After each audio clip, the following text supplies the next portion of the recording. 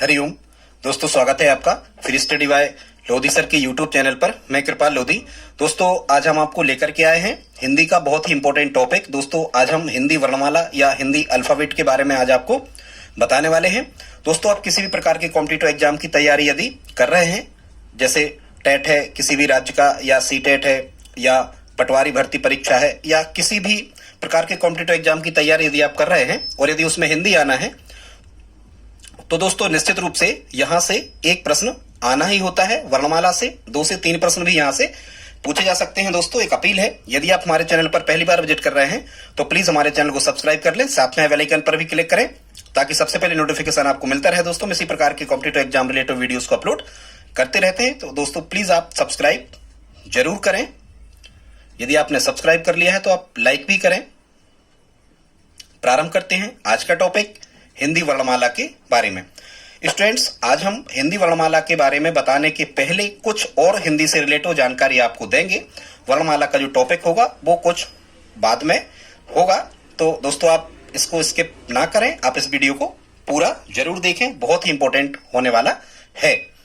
सबसे पहले हम ये देखते हैं स्टूडेंट्स, हमने एक वीडियो और लगाया है, और वो वीडियो क्या है स्टूडेंट्स की प्राचीन भारत में जो भी राजवंश हुए हैं, किस राजवंश की राजभाषा क्या थी। क्योंकि राजभाषा वाला जो कॉन्सेप्ट स्टूडेंट्स ये बहुत भी प्राचीन काल से चला आ रहा है, तो उसके लिए आप हमारा वीडियो देख सकते हैं। लिंक हमने नीचे डिस्क्रिप्शन में दे रखी है, आप वहां क्लिक करके वहां तक पहुंच सकते हैं। कुछ चीजें हमने यहां भी बताने का प्रयास किया है।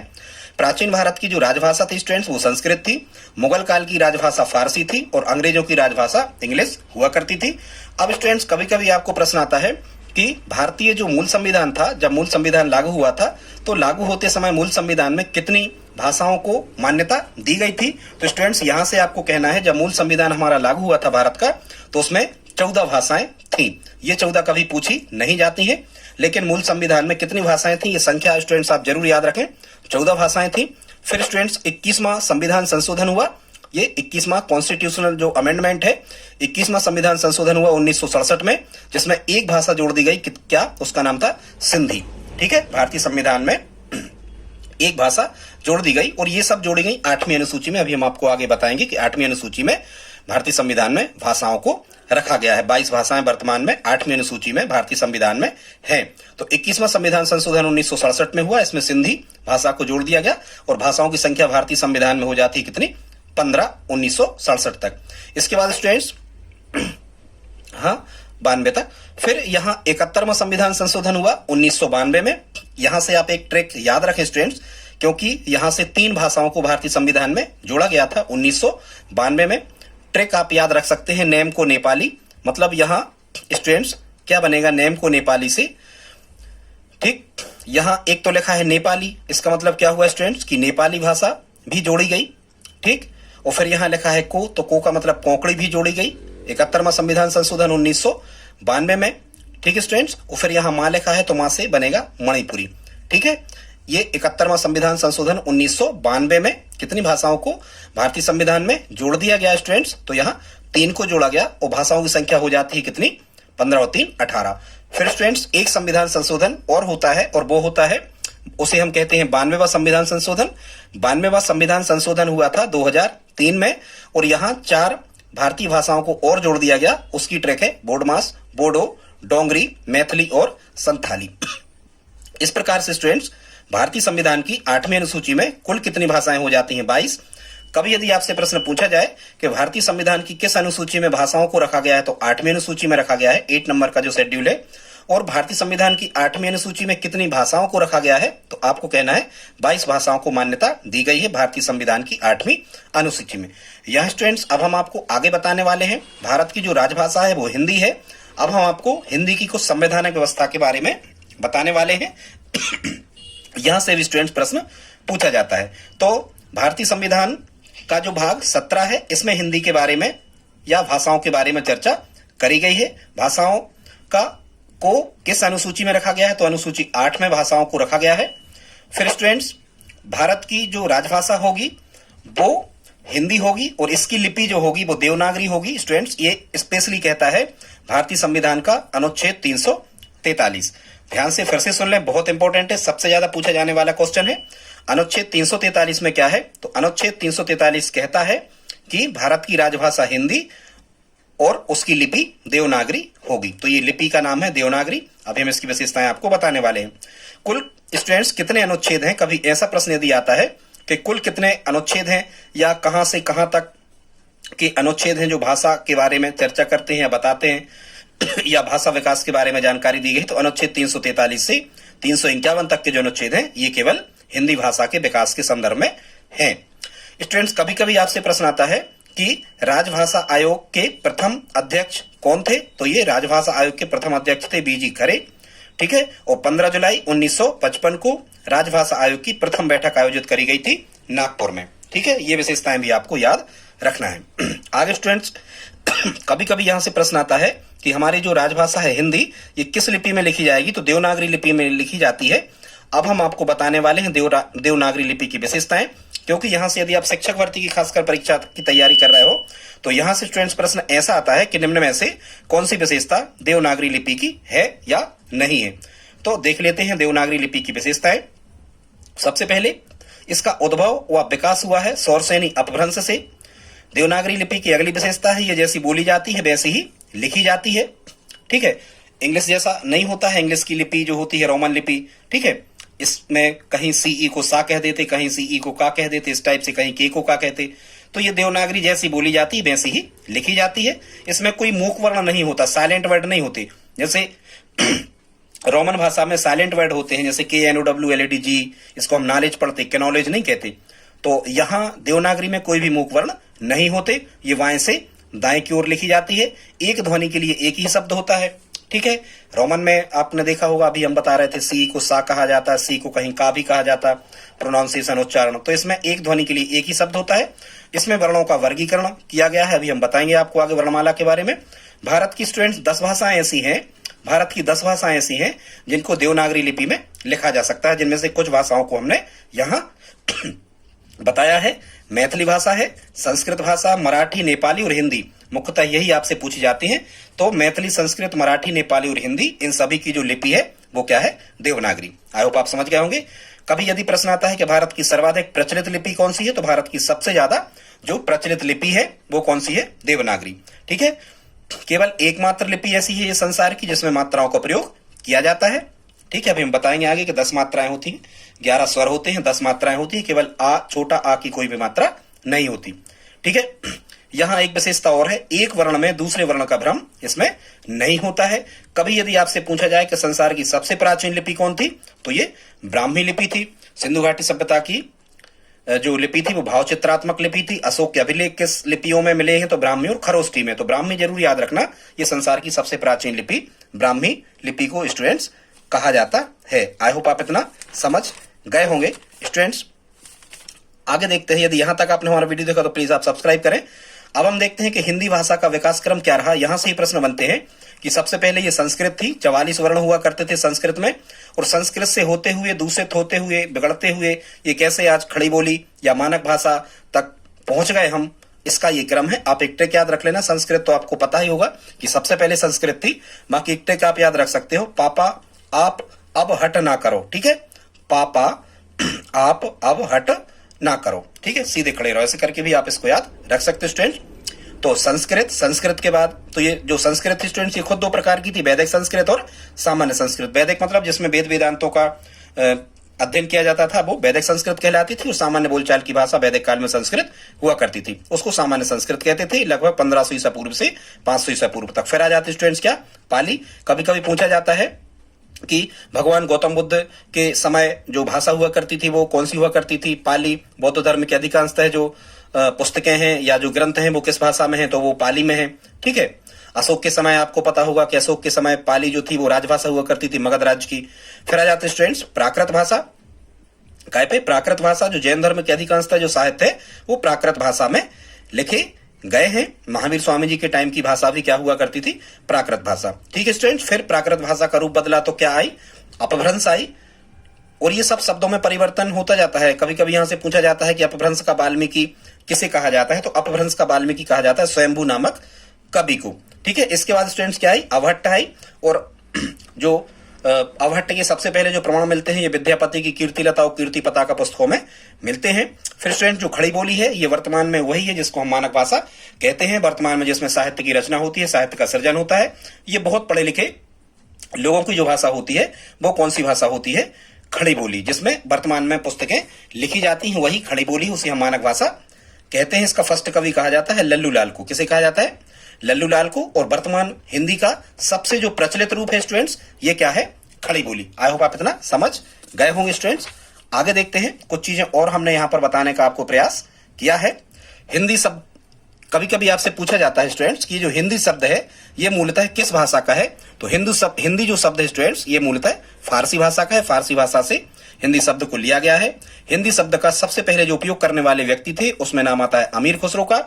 ठीक है, ये हिंदी को हिंदवी या जवान हिंदरवा कहते थे। ठीक है, अब कभी कभी स्टूडेंट्स यहां से प्रश्न आता है भारत के भाषा परिवार, इसको देख लेते हैं। ठीक है, तो भारत के जो भाषा परिवार हैं ये 4 हैं। ये प्रश्न भी आपसे पूछा जाता है कि भारत के भाषा परिवार की संख्या कितनी है? 4 है। यहां पे एक ट्रिक याद रख सकते हो, भादों में चींटी ट्रक पर चढ़ गई, कुछ भी ऐसा करके आप इसको याद रख सकते हो स्टूडेंट्स। देखते हैं ट्रिक का अर्थ। 4 भाषा परिवार हैं। आई होप आप समझ गए होंगे। इसके बारे में विस्तृत हम आपको बाद में कभी बताएंगे। इस स्टूडेंट्स ये जो भा शब्द लिखा है इससे बनता है भारोपीय, और भारोपीय को हम इंग्लिश में कहते हैं इंडो यूरोपियन। ठीक है, भारोपीय मतलब यूरोपीय और भारतीयों की मिलीजुली जो भाषा है। तो कभी कभी यदि आपसे प्रश्न पूछा जाता है कि हिंदी किस भाषा परिवार की भाषा है तो आपको कहना है हिंदी भारोपीय परिवार की भाषा है। ठीक है, और जो 73% लोग हैं ये हिंदी बोलने वाले हैं। ठीक, फिर आगे देखते हैं स्टूडेंट्स, दूसरा जो भाषा परिवार होता है वो क्या है? द्रविड़ 25% लोग हैं। चीनी तिब्बती भारत में 0.7% लोग हैं। ये सब भाषा परिवार हैं। भा से बनता है भारोपीय, 2 से बन जाएगा द्रविड़, ची से बन जाएगा चीनी तिब्बती। ठीक है, और ट्रिक से बन जाएगा आस्टेक। तो ये यहां से एक प्रश्न ये भी बन सकता है कि निम्न में से कौन भाषा परिवार नहीं है? तो 4 भाषा परिवार हैं, भारूपी भाषा परिवार, द्रविड़ भाषा परिवार, चीनी तिब्बती भाषा परिवार और आस्टेक भाषा परिवार। और भारत में सबसे ज्यादा भारूपी भाषा परिवार के बोलने वाले लोग हैं और सबसे कम चीनी तिब्बती भाषा को बोलने वाले 0.7% लोग हैं। आगे देखते हैं स्टूडेंट्स, विभिन्न वर्णमालाओं में वर्णों की संख्या। यहां से भी प्रश्न पूछा जाता है स्टूडेंट। दुनिया की सबसे कम वर्णों की संख्या इटालिया भाषा में होती है। इटालियन भाषा में सबसे कम 20 वर्ण होते हैं, उर्दू में 34 वर्ण होते हैं, संस्कृत में 44 वर्ण होते हैं, हिंदी में 52 वर्ण होते हैं। हालांकि अलग अलग लोगों के द्वारा भी अलग अलग वर्णों की संख्या बताई गई, आगे किसी वीडियो में हम आपको बताएंगे। हिंदी में 52 वर्ण होते हैं, ऐसा आप ध्यान रख सकते हैं। और स्टूडेंट्स कभी यदि ये पूछा जाए कि सबसे ज्यादा वर्णों की संख्या किस भाषा में होती है तो चीनी भाषा में वर्णों की संख्या सबसे ज्यादा होती है। चीनी भाषा में 204 वर्ण होते हैं।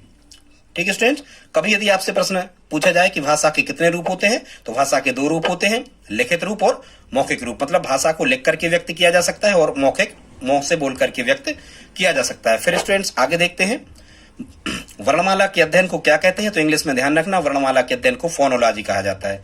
अब कुछ यहाँ परिभाषाएं हमने आपको बताया है लिपि के बारे में। लिपि क्या कहलाती है? तो किसी भी भाषा को लिखने का व्याकरणबद्ध सांकेतिक रूप लिपि कहलाता है। भारत की सबसे प्राचीन लिपि ब्राह्मी लिपि, भावचित्रात्मक लिपि जो पढ़ी नहीं जा सकी, ये सिंधु घाटी सभ्यता में देखने को मिली है। आगे देखते स्टूडेंट्स, भाषा की परिभाषा। भाषा किसे कहते हैं? तो ध्वनि प्रतीकों की ऐसी व्यवस्था जिसके द्वारा व्यक्ति अपने भावों या विचारों को लिखकर या बोलकर व्यक्त कर सकता है, उसे हम क्या कहते हैं? भाषा कहते हैं। स्टूडेंट्स आप पेन कॉपी उठा करके बैठ जाएं और इन चीजों को नोट कर लें। ये सब परिभाषाएं एग्जाम में पूछी जा चुकी हैं। लिपि, भाषा, ध्वनि, ये सब एग्जाम में पूछी जा चुकी है, इसीलिए हम आपको ये लेकर के आए हैं। दोस्तों यहां तक वीडियो देखा है तो प्लीज आप लाइक तो करते ही चले। आगे देखते स्टूडेंट, ध्वनि किसे कहते हैं? तो हमारे मुख से निकलने वाली प्रत्येक स्वतंत्र आवाज को ध्वनि कहा जाता है। फिर स्टूडेंट्स देखते हैं, शब्द किसे कहते हैं? तो वर्णों का सार्थक समूह शब्द कहलाता है, या वर्णों का ऐसा समूह जिसका कोई अपेक्षित अर्थ प्रकट हो, मतलब जिसका कोई अर्थ निकलता हो, जिसको हम जानते हो, या अर्थ निकलता हो भले हम नहीं जानते हो, उसे हम क्या कहते हैं? शब्द कहते हैं। स्टूडेंट्स यहां हम आपको बताने वाले हैं कि शब्द को क्या कहते हैं या क्या शब्द होते हैं। जैसे हम स्टूडेंट्स यहां कोई भी शब्द यहां लिख दें, यदि हम यहां लिख दें शब्द में कमल, ठीक है, तो कमल का वास्तव में कोई अर्थ होता है? तो फिर हम इन वर्णों के समूह को, ये वर्ण है कामाला, तो फिर हम इन वर्णों के समूह को शब्द कहेंगे। लेकिन यदि हम यहां लिख दें स्टूडेंट्स क्या लकम या मकल, तो ये फिर शब्द नहीं है। आई होप आप समझ गए होंगे। आगे देखते हैं स्टूडेंट्स कि वाक्य किसे कहते हैं। तो ठीक इसी प्रकार से वाक्य कहलाता है कि शब्दों का क्रमबद्ध समूह जिसका कोई निश्चित अर्थ निकलता है, उसे हम क्या कहते हैं, वाक्य कहते हैं। आई होप आप इतना समझ गए होंगे स्टूडेंट्स। आगे परिभाषा देखते हैं व्यंजन की।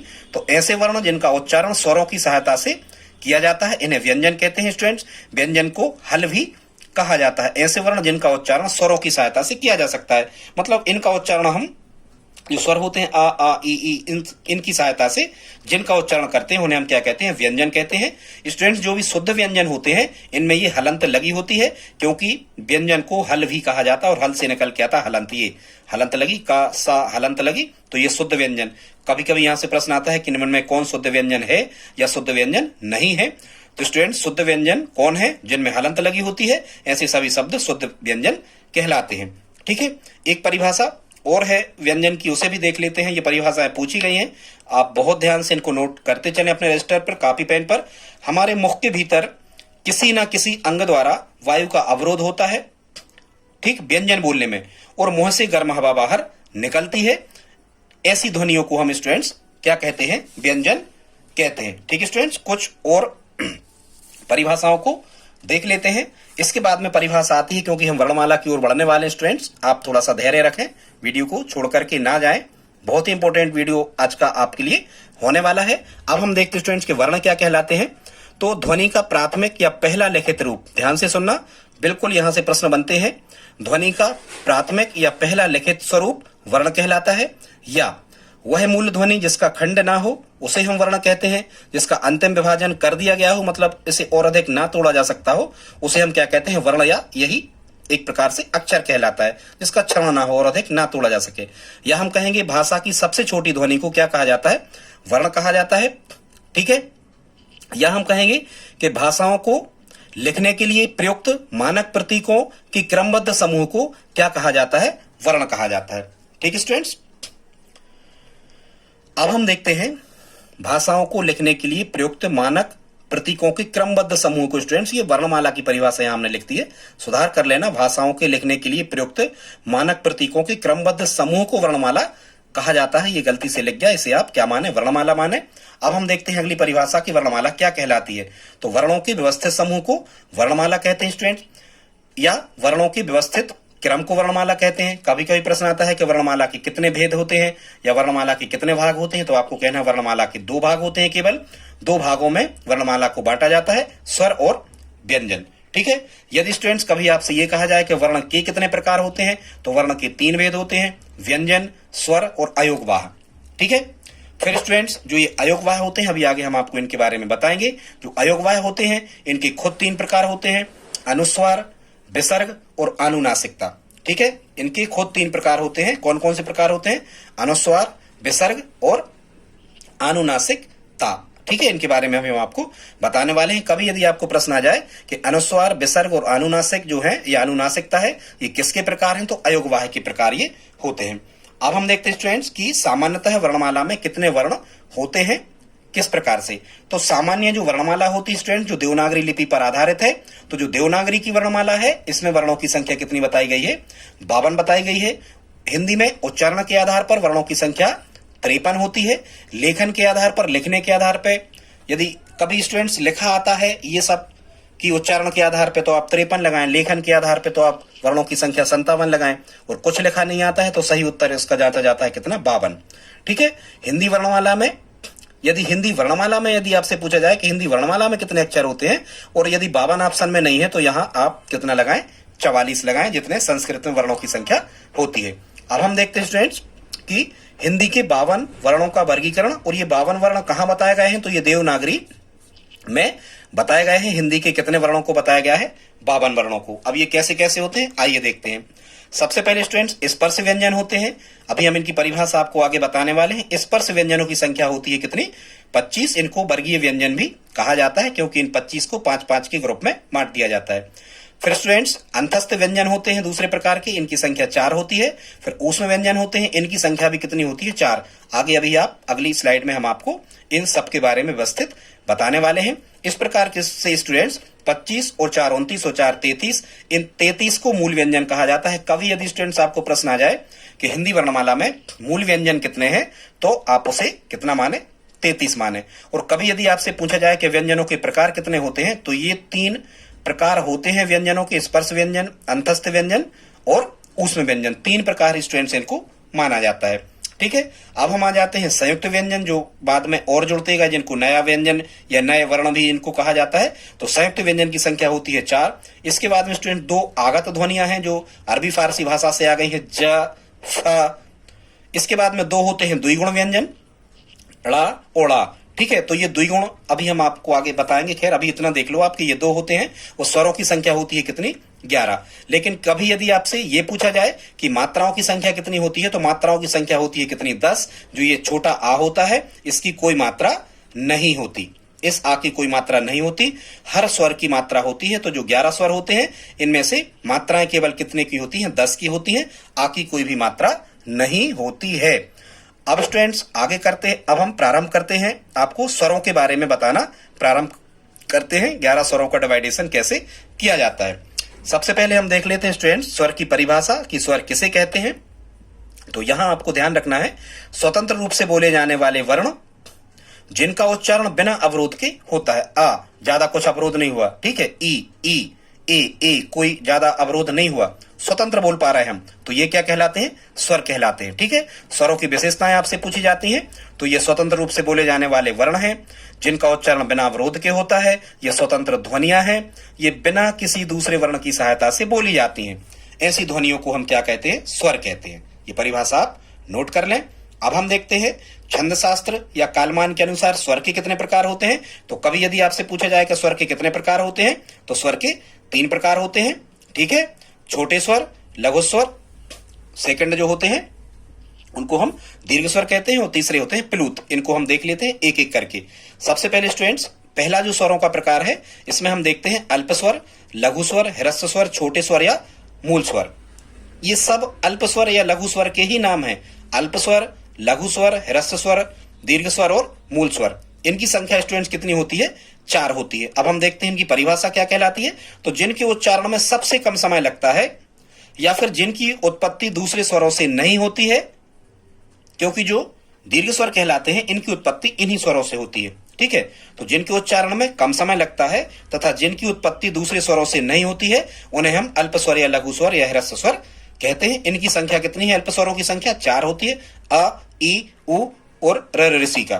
ठीक है, कितनी होती है, 4 होती है। इनका चिन्ह जो होता है ये सीधी एक लाइन द्वारा इन्हें दर्शाया जाता है। यदि एक लाइन कहीं खिंची है तो इसका मतलब ये होगा कि ये लघु स्वर या ह्रस्व स्वर है।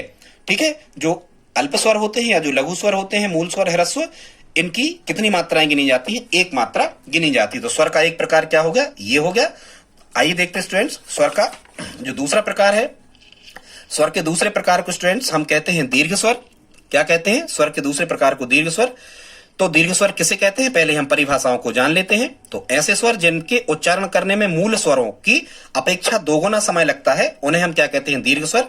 या फिर इन्हें द्विमात्रिक स्वर भी कहते हैं, क्योंकि इनमें कितनी मात्राएं होती हैं दीर्घ स्वर में। जब हम अभी छंदों में आपको ये मात्राएं गिनवाने का कार्य करेंगे या आपको सिखाएंगे बताना, तो हम बताएंगे इन सभी स्वरों के लिए 2 मात्राएं गिनी जाती हैं। और इसके लिए जो दीर्घ स्वर होते हैं स्टूडेंट्स, इन्हें दीर्घ स्वर का जो चिन्ह होता है स्टूडेंट्स, दीर्घ स्वर का चिन्ह होता है, ये वर्तुलाकार एक मात्रा होती है, एस जैसी दिखती है। इससे दर्शाया जाता है किसे, दीर्घ स्वर को। ठीक है स्टूडेंट्स, दीर्घ स्वर के अन्य कौन कौन से नाम हैं, इन्हें गुरु स्वर भी कहते हैं। वैसे ही दीर्घ मतलब गुरु बड़े होते ही हैं। ठीक है, गुरु संधि भी करवा देते हैं, लड़ाई भिड़ाई हो जाए तो। दीर्घ स्वरों को गुरु भी कहते हैं, संधि भी कहते हैं, और दीर्घ स्वरों को क्या कहते हैं, यौगिक स्वर भी कहा जाता है। ये उनके दूसरे नाम है। यहां से प्रश्न बनते हैं, समझ जाना आप। ठीक है, अब हम देखते हैं कि दीर्घ स्वरों की संख्या कितनी होती है। तो दीर्घ स्वरों की संख्या कितनी होती है, 7। जो मूल स्वर कितने थे, 4। दीर्घ स्वरों की संख्या होती है 7, 7 और 4। इसलिए हमने आपको बताया था कि कुल स्वर होते हैं कितने, 11।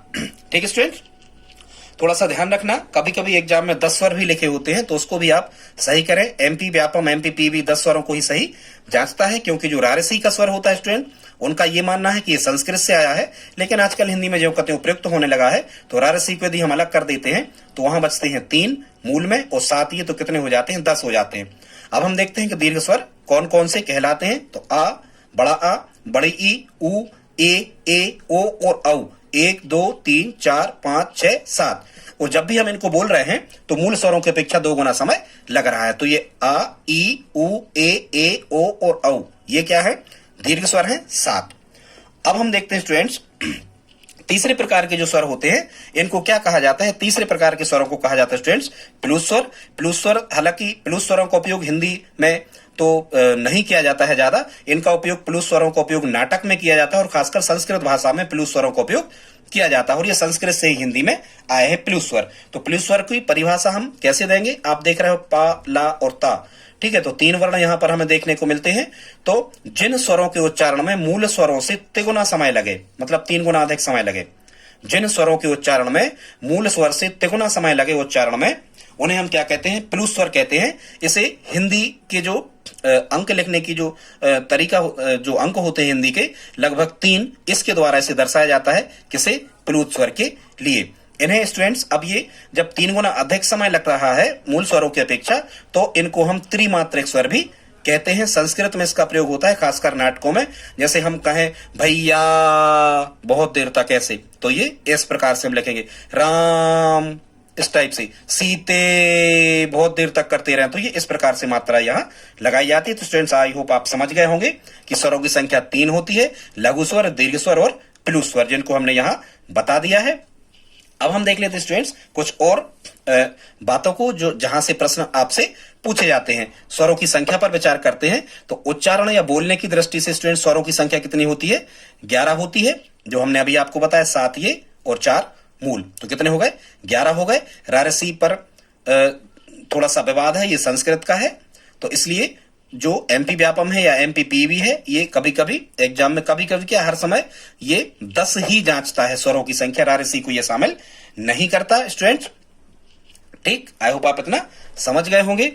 अब यदि कभी आपसे ये पूछा जाता है कि ये तो होगा उच्चारण की दृष्टि से 11 या 10, कभी कभी स्टूडेंट्स आपसे पूछा जाता है कि परंपरागत रूप से स्वरों की संख्या कितनी होती है, तो इसमें अम और अहा को भी शामिल कर लिया जाता है। तो अम और अहा जब 2 शामिल हो जाते हैं तो 11 और 2 स्वरों की संख्या कितनी हो जाती है? 13 हो जाती है। ठीक है, ये स्टूडेंट्स जो अम और अहा है ये अयोगवाह है, और अयोगवाह स्टूडेंट्स जो होते हैं ये स्वरों के बाद आते हैं। कहां आते हैं? स्वरों के बाद आते हैं। और जो अयोगवाह है ये ना तो पूर्णतः स्वर है और ना ही पूर्णतः व्यंजन है। अब स्टूडेंट्स यदि कभी आपसे यह कहा जाए कि अयोगवाह खुद कितने प्रकार के होते हैं, तो अयोगवाह 3 प्रकार के होते हैं, अनुस्वार, विसर्ग और अनुनासिकता। अनुस्वार क्या कहलाते हैं? जिन अनुस्वार ऐसी ध्वनियों को कहते हैं स्टूडेंट्स, अनुस्वार ऐसी ध्वनियों को कहते हैं जिनका जो उच्चारण होता है वो नाक से होता है। अंगूर, अंगद, कंकड़, मतलब नाक से हवा बाहर निकल रही, नाक से इनका उच्चारण होता है। तो ऐसे सब वर्णों को हम क्या कहते हैं? अनुस्वार कहते हैं। कभी कभी स्टूडेंट्स यहां से प्रश्न आते हैं, जैसे लिखा होगा अंगूर लिखा होगा, अंगद लिखा होगा या कंकड़ लिखा होगा, और एग्जामिनर आपसे पूछता है कि निम्न में से किस वर्तनी में अनुस्वार का उपयोग किया जाता है, जिस पे एक बिंदु रखा हो, जैसे स्पेलिंग पे अम की अम, इस प्रकार से ध्वनि जहां निकल रही हो, तो आप कह देना ये क्या है? अनुस्वार है। फिर ये जो विसर्ग होता है, ठीक है, इसके संकेत पूछे जाते हैं। तो ये आप पे बिंदी यदि रखी है, मस्तिष्क यदि रखा है बिंदी, तो ये अनुस्वार का संकेत है। विसर्ग का संकेत ये 2 मात्राएं अनुपात जैसे ये 2 बिंदु लगे होते हैं। विसर्ग मतलब होता है आहा। अब कभी यदि आपको प्रश्न आ जाए कि निम्न में कहां विसर्ग का उपयोग किया गया है, तो जहां प्रातः, दुख, दुख, ठीक है, दुहशील, इस प्रकार के शब्द लिखे हुए, ये 2 विसर्ग देख रहे हो, तो विसर्ग का उपयोग होता है। फिर स्टूडेंट्स अयोगवाह का जो तीसरा प्रकार होता है, इसे हम क्या कहते हैं? अनुनासिकता कहते हैं स्टूडेंट्स। जो अनुनासिकता वाले जो वर्ण होते हैं, अनुनासिकता का मतलब यह होता है कि जिन वर्णों का उच्चारण मुंह व नाक दोनों से किया जाता है उन्हें अनुनासिकता या अनुनासिक वर्ण कहते हैं। और अनुनासिक वर्ण जो होते हैं स्टूडेंट्स, इनके लिए चंद्र बिंदु का उपयोग किया जाता है। ठीक है, चंद्र बिंदु का उपयोग, चंद्र बिंदु है, चंद्र बिंदु का उपयोग किया जाता है स्टूडेंट्स इनके लिए। ठीक है, और जो अनुनासिक होते हैं इनका उच्चारण नाक और मुंह से होता है। ठीक है, अनुस्वार का केवल नाक से होता है, यह हम बता चुके। अब शब्द यदि इस प्रकार से लिखे आए कि दांत, आंगन, मतलब यदि चंद्र बिंदु का उपयोग किया गया है, प्रश्न कैसे आते हैं यहां से कि निम्न में किस वर्तनी में अनुनासिकता का उपयोग किया गया है, तो जहां चंद्र बिंदु रखा होगा इन वर्णों में आप निशान, इन शब्दों में आप निशान लगा देना कि ये अनुनासिक वर्ण है। आई होप आप इतना स्टूडेंट समझ गए होंगे। अब कभी कभी यागत स्वर भी आ गए हैं, ये चंद्र बिंदु बिंदु नहीं होता, यहाँ डॉल बॉल इंग्लिश भाषा से आ गए हैं, अर्धचंद्र बिंदु वाले शब्द कहलाते हैं। ठीक है स्टूडेंट्स, आई होप आप इतना समझ गए होंगे। अब आते हैं स्टूडेंट्स हम व्यंजनों के प्रकार पे। स्वरों के प्रकार होते हैं यहाँ पे समाप्त। दोस्तों आगे देखते हैं, अब हम स्वर के प्रकार समापन के बाद बढ़ते हैं आगे। तो व्यंजन के प्रकार स्टूडेंट्स, व्यंजन का जो प्रथम प्रकार होता है 3 प्रकारों में से, तो स्टूडेंट्स व्यंजन का जो प्रथम प्रकार होता है उसे हम कहते हैं स्पर्श व्यंजन या एकल व्यंजन, या इन्हीं को कहा जाता है वर्गीय व्यंजन। स्टूडेंट्स इनको स्पर्श व्यंजन इसलिए कहते हैं क्योंकि इनका उच्चारण करते समय मुंह के कोई भी 2 भाग आपस में एक दूसरे से मिल जाते हैं या एक दूसरे को स्पर्श करते हैं, इसलिए इन्हें स्पर्श व्यंजन कहा जाता है। स्टूडेंट्स इनका दूसरा नाम एकल व्यंजन या वर्गीय व्यंजन भी है। और ये कुल संख्या इनकी यदि कभी आपसे पूछा जाए स्टूडेंट्स कि स्पर्श व्यंजनों की कुल संख्या कितनी होती है, तो स्टूडेंट्स ध्यान रखें स्पर्श व्यंजनों की कुल संख्या होती है 25। और इन्हें वर्गीय व्यंजन इसलिए कहते हैं क्योंकि इन्हें 5 वर्गों में बांटा जाता है। प्रत्येक वर्ग में 5 अक्षर या 5 वर्ण होते हैं। इस प्रकार से टोटल 5 वर्गों में इनको बांटा जाए तो 25 अक्षर होते हैं। यहाँ पर ये लिखे हुए हैं, अभी हम आपको बताने वाले हैं। ठीक है, कभी यदि पूछा जाए कि जो स्पर्श व्यंजन या एकल या वर्गीय व्यंजन होते हैं ये कहां से कहां तक प्रारंभ होते हैं, तो ये का से लगा करके और मां तक रहते हैं। ठीक स्टूडेंट्स, आई होप आप इतना समझ गए होंगे। अब स्टूडेंट्स इनके वर्ग याद करने के लिए आपको एक ट्रिक याद कर लेना है। और स्टूडेंट्स वो ट्रिक है कच्चा टमाटर तपा लो। ठीक है, तो कच्चा टमाटर तपा लो, तो ये का कच्चा के का से बन जाएगा का वर्ग, चा से बन जाएगा चा वर्ग, टा से बन जाएगा या टमाटर पूरे से बन जाएगा टा वर्ग, ता से बन जाएगा ता वर्ग और पा से बन जाएगा पा वर्ग। स्टूडेंट्स तो ये कितने वर्गों में बटे होते हैं? 5 वर्गों में बटे होते हैं। अब यहां एक चीज और ध्यान रखना है, जब भी आप इनको याद करें तो का वर्ग में का खा गा घाड़ा और सब में यहाँ हलंत लगी हुई है, हमने यहाँ लगाई नहीं, आप लगा लें। चा छा जा झा इया, टा ठा डा ढाणा, ता था दा धा ना, पा फा बा भा मा। स्टूडेंट्स एक चीज और हमें याद रखना है कि इन सभी वर्गों के जो ये 5 वर्ग हैं, इन सभी वर्गों के जो 5वें लेटर होते हैं स्टूडेंट्स, इन्हें जो स्टूडेंट्स सभी वर्गों के जो 5वें लेटर होते हैं इन्हें अनुनासिक कहा जाता है और इन्हें अशुभ अक्षर भी कहते हैं। अशुभ अक्षर का मतलब ये होता है स्टूडेंट्स कि कोई भी साहित्यकार या कोई भी रचनाकार अपनी जो रचनाएं हैं वो इन वर्णों से प्रारंभ नहीं करता। लास्ट के 5वां ये ड़ा या ड़ा ना और माँ ये अशुभ अक्षर है और इन्हें अनुनासिक श्रेणी में रखा जाता है। आई होप आप इतना समझ गए होंगे।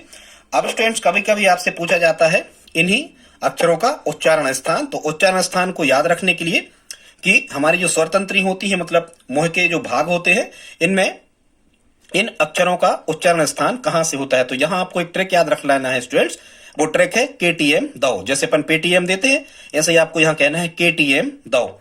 अब यहां स्टूडेंट्स के से बनता है, यहां जो के लिखा हुआ है इस के से बनता है कंठ, टी से बनता है यहां पर तालु, एम से बनता है यहां पर मूर्धा, दा से बनता है यहां दंत, दा से बनता है दंत और ओ से बनता है यहां पर ओष्ठ। ठीक है, तो ये जो कावर्ण के लेटर हैं इनका उच्चारण स्थान होता है कंठ।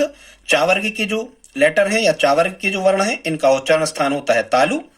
ठीक है, और जो टावर्ग के हैं इनका मूर्धा, तावर्ग के हैं ये दंत और जो पावर्ग के हैं इनका उच्चारण स्थान होता है ओष्ठ। आई होप आप इतना समझ गए होंगे स्टूडेंट्स। अब इनको खुद बांटा गया है, ये भी इंपॉर्टेंट है, थोड़ा सा आप इसको और समझ लें। स्टूडेंट्स नाद या कंपन की दृष्टि से इन वर्गीय व्यंजनों को या स्पर्श व्यंजनों को जो ये 25 होते हैं इनको स्टूडेंट्स 2 भागों में बांटा गया है नाद या कंपन की दृष्टि से। मतलब ये कंपन कहां होता है? स्वर तंत्रियों में। ठीक है, जो हमारे मुंह के अंदर की तंत्रियां होती हैं उनमें कंपन के आधार पर इन्हें 2 भागों में बांटा गया है। पहला घोष या सघोष और दूसरा जो प्रकार है अघोष। ठीक है स्टूडेंट्स, जो घोष या सघोष कहलाते हैं ऐसे वर्णों को कहते हैं जिनके बोलने से स्वर तंत्रियों में कंपन होता है, उन्हें घोष या सघोष कहते हैं स्टूडेंट्स। और जिनके बोलने से स्वर तंत्रियों में कंपन ना हो उन्हें अघोष कहते हैं स्टूडेंट्स। अब ये जो घोष या सघोष होते हैं ये सभी वर्गों के 3, 4 और 5 क्रमांक के। ठीक है, सभी वर्गों के 3, 4 और 5। यदि हम इसे 1 कहें, इसे 2 कहें, इसे 3 कहें और इसे 4 कहें और इसे कितना कहें? 5 कहें। तो स्टूडेंट्स यहां यदि कभी आपसे प्रश्न आता है तो ऐसा आता है, वो कहेंगे कि का वर्ग के सघोष वर्ण कौन कौन से हैं। तो का वर्ग के सघोष वर्ण कौन कौन से हैं? तो सघोष या घोष 3, 4, 5। तो देखो ये 3, 4 और 5 मतलब का वर्ग के सघोष होंगे गा घा ओड़ा। आई होप आप समझ गए होंगे। ऐसी गिनती सभी जगह डाल देना है। यदि चा वर्ग के सघोष पूछते तो फिर यहां 1, 2, 3, 4 और 5 डालो, एक से ही प्रारंभ किया करें। तो 3, 4, 5 मतलब जा, झा और इया। ठीक है, आई होप आप इतना समझ गए होंगे। ये सघोष कहलाते हैं। और स्टूडेंट्स अघोष क्या कहलाते हैं? सभी वर्गों के 1 और 2, पहला और दूसरा। जैसे वो कहते कि यदि वो कह देते कि टा वर्ग के अघोष कौन कौन से हैं, तो अघोष क्या होते हैं? 1 और 2। तो टा वर्ग के अघोष 1 और 2 मतलब ता, टा और ठा हो जाते। ठीक है, यदि का वर्ग के अघोष तो 1 और 2 मतलब का और खा हो जाते। ठीक है, आई होप आप समझ गए होंगे स्टूडेंट्स। यहां ध्यान रखना सघोष में कितने लेटर हैं? 3 लेटर, 3 वर्ण हैं, तो 3 से चालू कर दो। और रेगुलर घोष रेगुलर बचता है तो 3, 4, 5। अब बच्चे 1, 2 तो वो अघोष में आ जाएंगे। आई होप आप इतना समझ गए होंगे। ठीक है स्टूडेंट्स, आगे देखते हैं। तो वायु प्रक्षेप की दृष्टि से ये सभी के अब आप यहां सभी में 1 से लगा करके और आप 5 तक की गिनती यहां पर डाल लें और यहां से घोष सघोष की पहचान आप कर सकते हैं। ठीक है, कुल कितनी संख्या होती है अगली कभी इन वीडियो में हम आपको ये घोष सघोष बहुत अच्छे से और बताएंगे। स्टूडेंट्स अब देखते हैं वायु प्रक्षेप की दृष्टि से, मतलब श्वास कितनी लगती है, हवा या प्राणवायु कितनी लगती है।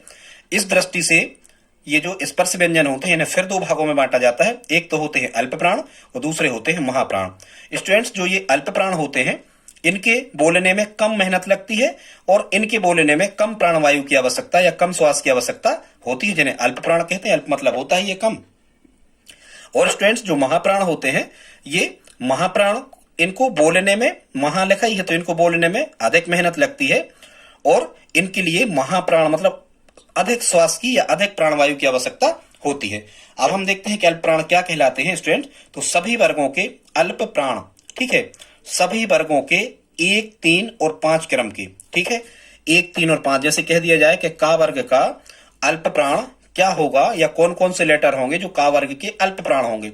तो का वर्ग के अल्प प्राण स्टूडेंट्स क्या कहलाते हैं? 1, 3 और 5 मतलब का, गा, ओड़ा। यदि कह दिया जाए कि पा वर्ग के अल्प प्राण क्या होंगे तो 1, 2, 3, 4, 5 पहले हमने गिनती डाल दी। अब 1, 3, 5 क्रम के अल्प प्राण कहलाते हैं, माने पा, बा और मा। ठीक है स्टूडेंट्स, ये अल्प प्राण होते हैं। अब बचे कितने? यहां 2 और 4। कितने बचे? 2 और 4। तो वैसे ही आपको पता है कि जो महापुरुष होते हैं, महा यहां पे लिखा है, जो महापुरुष होते हैं 24 घंटे काम करते हैं। महापुरुष जो होते हैं ये 24 घंटे किसी न किसी वर्क में लगातार लगे रहते हैं। इसी मेहनत का तो परिणाम होता है कि वो महा बन जाते हैं, महान बन जाते हैं। तो यहां से याद रखना, महा लिखा हो तो 2, 4 मतलब महाप्राण क्या कहलाते हैं? इन सभी वर्गों का दूसरा और चौथा जो अक्षर होता है इन्हें स्टूडेंट्स हम क्या कहते हैं? महाप्राण कहते हैं। अब यदि आपसे पूछ लिया जाए किसी भी वर्ग का, कह दिया जाए कि का वर्ग का या का वर्ग के महाप्राण कौन कौन से वर्ण होंगे, तो 2 और 4 मतलब खा और घा। आई होप आप इतना समझ गए होंगे स्टूडेंट्स। आगे बढ़ते हैं। आगे देखते स्टूडेंट्स, जो दूसरा प्रकार होता है व्यंजनों का उन्हें हम क्या कहते हैं स्टूडेंट्स? जो दूसरा प्रकार होता है व्यंजनों का उन्हें हम कहते हैं अंतस्थ व्यंजन।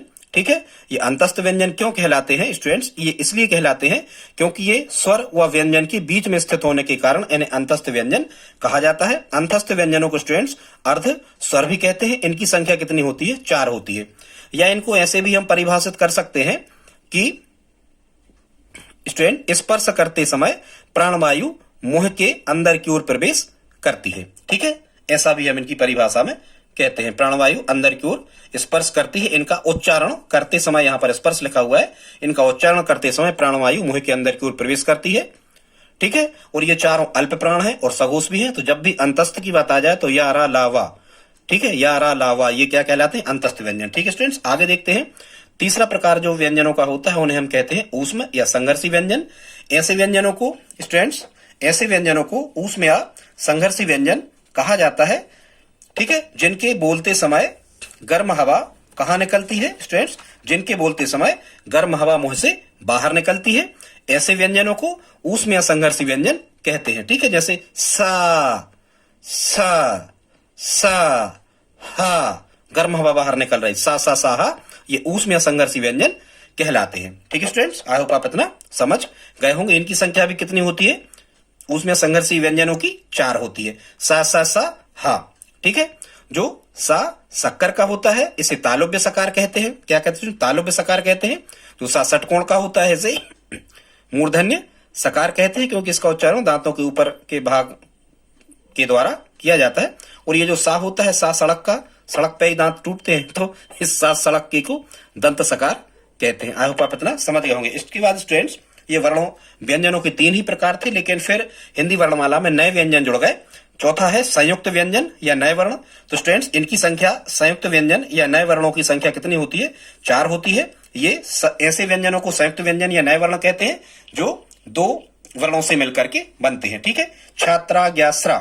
ठीक, ये जो छा बनता है, ये का, आधा का और सा से मिलके बनता है। त्रा आधा ता और रा से मिलके बनता है। ज्ञा आधा जा और या से मिलके बनता है। ठीक है, और स्रा ये आधा सा और रा से मिलकर के बनता है। ठीक है, हालांकि ये हल लिखे हुए हैं सभी, जिनमें हलंत लगी हुई है। अब यहां से स्टूडेंट्स कैसा प्रश्न आता है कि निम्न में से एक, तो ये आप ढूंढो कि निम्न में से कौन संयुक्त व्यंजन है। तो छात्रा ज्ञासरा डायरेक्ट ये संयुक्त व्यंजन या नए वर्ण है। या फिर प्रश्न ऐसा आता है कि निम्न में से संयुक्त व्यंजन त्रा का निर्माण किन 2 अक्षरों से या किन 2 वर्णों से होता है। तो ता और रा से होता है त्रा का निर्माण। या फिर ऐसा प्रश्न आ सकता है यहां से कि निम्न में से ऐसे कुछ शब्द वो दे देंगे, क्षेत्र, क्षमा, त्रिशूल, यज्ञ, विज्ञान, श्री, भ्रम, इस टाइप के क्वेश्चन वो दे देंगे स्टूडेंट्स, और आपसे कहेंगे कि निम्न में से किस शब्द में या किस वर्तनी में संयुक्त व्यंजन शामिल है या नया वर्ण शामिल है। तो ये त्रा है, इसमें ये छा है, त्रा है, ठीक है, ज्ञा है, स्रा है, स्रा है। तो ये आप समझ जाएंगे कि ये सभी संयुक्त व्यंजन वाले वर्ण हैं। स्टूडेंट्स, आगे देखते हैं उत्क्षिप्त व्यंजन या द्विगुण व्यंजन क्या कहलाते हैं। तो स्टूडेंट्स, ठीक है, हालांकि ये टावर के अंतर्गत आते हैं उत्क्षिप्त व्यंजन या द्विगुण व्यंजन। ऐसे व्यंजनों को उत्क्षिप्त व्यंजन या द्विगुण व्यंजन कहते हैं जिनको उच्चारण करने में जीभ की उल्टी नोक तालू को छूकर झटके से हट जाती है। और द्विगुण इनके लिए इसलिए कहते हैं स्टूडेंट्स क्योंकि इनका 2 जगह उपयोग कर लिया जाता है। ठीक है, जैसे ड़ा और ड़ा लिखा है और डा लिखा है स्टूडेंट्स, तो 2 गुण कैसे होते हैं कि इनको जैसे हम पढ़ाई लिखना है तो कई बार हम पढ़ाई इस प्रकार से भी लिख देते हैं, और यदि हमें पढ़ाई लिखना है तो पढ़ाई इस प्रकार से भी लिख देते हैं, तो भी हम इसे पढ़ाई कहते हैं, और इसे भी हम क्या कहते हैं? पढ़ाई कहते हैं। आई होप आप समझ गए होंगे। तो ये ड़ा और ड़ा ये द्विगुण व्यंजन कहलाते हैं क्योंकि 2 जगह काम करते हैं। फिर स्टूडेंट छठवां पे लिखा है ये आगत व्यंजन कहलाते हैं, ज, फ, और ये अरबी और फारसी भाषा से आ गए हैं अपनी हिंदी भाषा में। आगे देखते हैं स्टूडेंट्स, द्वैत व्यंजन या युग्मक व्यंजन किसे कहते हैं? द्वैत व्यंजन या युग्मक व्यंजन किसे कहते हैं स्टूडेंट्स? ऐसे व्यंजनों को द्वैत व्यंजन या युग्मक व्यंजन कहते हैं जिनमें आधा व्यंजन या आधा वर्ण वही आता है और उसके बाद पूरा वर्ण आता है उसके बाद। देखो फिर से सुन लेना, ऐसे व्यंजनों को द्वैत व्यंजन या युग्मक व्यंजन कहते हैं स्टूडेंट्स जिनमें हर आधे वर्ण के बाद में पूरा वर्ण वही आता है, जैसे दिल्ली। तो अब यहां से प्रश्न आपको कैसे आते हैं कि दिल्ली निम्न में से किस शब्द में द्वैत व्यंजन या युग्मक व्यंजन का उपयोग किया गया है? तो दिल्ली में, क्योंकि आधा ला है और आधा ला के बाद पूरा ला है। और या फिर यहां से फिर एग्जामिनर ऐसा प्रश्न करता है कि दिल्ली में द्वैत व्यंजन क्या है? तो हम कहेंगे इसमें द्वैत व्यंजन है ला। बच्चा में आधा चा है और चा के बाद फिर आधे चा के बाद फिर पूरा चा है, तो चा यहां पर द्वैत व्यंजन है। पन्ना, ठीक है, आधा ना है और ना के बाद फिर पूरा व्यंजन है, तो यहां द्वैत व्यंजन क्या हो गया? ना। प्रसन्नता, तो आधा ना है फिर उसके बाद पूरा ना है, तो ना द्वैत व्यंजन हो गया। उल्लू, आधा ला है और फिर ला है, तो ये ला द्वैत व्यंजन हो गया। पत्ता में ता द्वैत व्यंजन हो गया। आई होप आप समझ गए होंगे स्टूडेंट। इसके बाद आपसे कभी कभी पूछा जाता है कि कोमलकांत पदावली या मृदु पदावली या मधुर वर्ण किसे कहते हैं? तो जो मुख्यतः सौंदर्य या श्रृंगार रस में जिनका उपयोग किया जाता है, ठीक है, प्रेम प्रसंग वगैरह का वर्णन करने के लिए साहित्यकार जिन ज्यादा वर्णों का उपयोग करते हैं उन्हें कोमलकांत, मृदु पदावली या मधुर वर्ण कहते हैं। कागज, कलम, दवातला, लिख दूं, कागजादा ये होते हैं, कागजादा 4। और कठोर वर्ण होते हैं टाठा डाढ़ा ड़ा, टाठा डाढ़ा ड़ा, ठीक है, टाठा डाढ़ा ड़ा ये कठोर वर्ण है स्टूडेंट्स। थोड़ा सा और हम समझ लेते हैं, यहां से भी आपको प्रश्न आते हैं कि ये बलाघात या स्वराघात क्या कहलाता है स्टूडेंट्स। ये जो बलाघात होता है, बलाघात को हम क्या कहते हैं? स्वराघात भी कहते हैं स्टूडेंट्स। किसी अक्षर या स्वर या किसी बात का उच्चारण करते समय उस पर जोर देना क्या कहलाता है? बलाघात कहलाता है। ठीक है स्टूडेंट्स, जैसे यहां लिखा है क्या? दिन, और यदि हम कहते हैं यहां दीन, मतलब हम बलाघात का उपयोग कर रहे हैं, बहुत देर तक यदि खींच रहे दिन में तो बलाघात नहीं है, लेकिन हम कहें दीन तो ये बलाघात है। ठीक है स्टूडेंट्स, और एक बात आपको बता दें कि ये जो बलाघात या स्वराघात होता है ये कितने प्रकार का होता है, तो आपको पता है ये कितने, 2 प्रकार का होता है। क्या? बलाघात या स्वराघात। ठीक है, शब्द बलाघात और वाक्य बलाघात। ठीक है, शब्द बलाघात जैसे मान के चलो हम कोई एग्जाम्पल यहां पर लें, जैसे हम यहां पर लिखें राम। क्या लिखें? राम। तो ज्यादा जोर हम काय पे दे रहे हैं? रा पे। तो रा पे यहां बलाघात है। ठीक है, या हम कुछ भी लिखें सरकार, तो ज्यादा जोर हम काय पे दे रहे हैं? सरकार। ज्यादा जो का पे दे रहा है तो यहाँ का के उच्चारण करने में बलाघात का उपयोग किया गया है। ठीक है स्टूडेंट, दूसरा प्रकार होता है बलाघात का वाक्य बलाघात। जैसे हम कहें, कोई भी यहाँ वाक्य लिख दें, हम कहें कि उसने राम को घोड़ा दिया। अब यदि हम उसने को देर तक कहें उसने राम को घोड़ा दिया, हम ऐसा भी कह सकते उसने राम को घोड़ा दिया, मतलब हम राम पे जोर दे रहे हैं। और यदि हम कहें कि उसने राम को घोड़ा दिया, मतलब हम उसने पे जोर दे रहे हैं। और फिर हम कहें उसने राम को घोड़ा दिया, अब हम घोड़ा पे जोर दे रहे हैं, तो ये कहलाता है स्टूडेंट्स क्या? बलाघात। अब हम देखते हैं स्टूडेंट्स आगे क्या? अनुतान। अनुतान क्या कहलाता है? स्वर लहरियों में उतार चढ़ाव को क्या कहा जाता है? अनुतान कहा जाता है। जैसे यहां पर हम 3 शब्द लिखें, अच्छा, यहां फिर लिखें हम अच्छा, और यहां फिर लिखें हम क्या? अच्छा। ठीक है, यदि हम इस अच्छा के बाद पूर्ण विराम लगा दें और इस अच्छा के बाद क्वेश्चन मार्क लगा दें और इस अच्छा के बाद हम विस्मयादि बोधक लगा दें, तो अनुतान मतलब क्या कहलाता है? स्वर लहरियों में उतार चढ़ाव। हम इसको कहें अच्छा, फिर हम कहें प्रश्नवाचक होगा अच्छा, ये सामान्य अच्छा था, अच्छा, हम इसको कहेंगे अच्छा, और फिर हम इसको बहुत जल्दी बोलेंगे अच्छा, कोई घटना घट गई, विस्मयादि बोधक, आश्चर्य, इस टाइप के। तो ये क्या कहलाता है? स्वर तंत्रियों या स्वर लहरियों में उतार चढ़ाव की घटना को क्या कहा जाता है स्टूडेंट? अनुतान कहा जाता है। आई होप आप इतना समझ गए होंगे। जल्दी जल्दी में हमने आपको बता दिया क्योंकि ये पूछे जाते हैं एग्जाम में। अब देखते स्टूडेंट्स हम क्या? संगम। तो संगम क्या कहलाता है, इसको समझ लें आप। शब्दों और वाक्यों के उच्चारण में अल्पकालिक विराम की अवस्था को, मतलब शब्दों या वाक्यों को उच्चारण जब भी हम कर रहे होते हैं, बोल रहे होते हैं, तो कुछ समय रुकने की अवस्था को हम क्या कहते हैं? संगम कहते हैं। ठीक है, जैसे हम यहां लिखें दवा खाना। ठीक है, और पूरा मूड़ा बांध दें तो हम इसे जल्दी से कह देंगे दवा खाना, बिल्कुल नहीं रुकी। और यदि हम ये दवा अलग लिखें और खाना अलग लिखें तो हम इसे कहेंगे दवा खाना, मतलब अब अर्थ अलग। ये दवा खाना मतलब दवाई जहां मिलती है वो है, और इस दवा के बाद रुक जाएंगे दवा खाना, मतलब हमें दवाई खाना है। या हम यहां स्टूडेंट्स कुछ भी कहें, हम कहें कि दवा पीली है, ये कई बार में हम कह दें दवा पीली है, और फिर यदि हम इसे कहें दवा पी ली है तो दोनों के अर्थ बदल जाते हैं स्टूडेंट्स। ये क्या कहलाता है? संगम।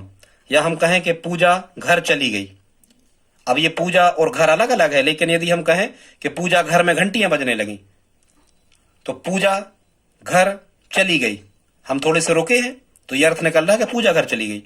और यदि हम कहें पूजा घर में घंटियां बज रही हैं, हम रुके नहीं, तो इसका मतलब ये होगा कि पूजा घर में घंटियां बज रही। अर्थ बदल जाते स्टूडेंट्स। तो आई होप आप समझ गए होंगे शब्दों और वाक्यों के उच्चारण में थोड़ा सा विराम या अल्पकालिक मौन अवस्था या विराम अवस्था को संगम कहते हैं स्टूडेंट्स। तो आज का वीडियो यही होता है समाप्त। प्लीज आप कमेंट बॉक्स में जरूर बताएं कि आज का वीडियो आपको कैसा लगा स्टूडेंट्स। मिलते हैं अगले वीडियो में, प्लीज आप शेयर करें, लाइक करें। मिलते हैं अगले वीडियो में, तब तक के लिए जय हिंद जय भारत।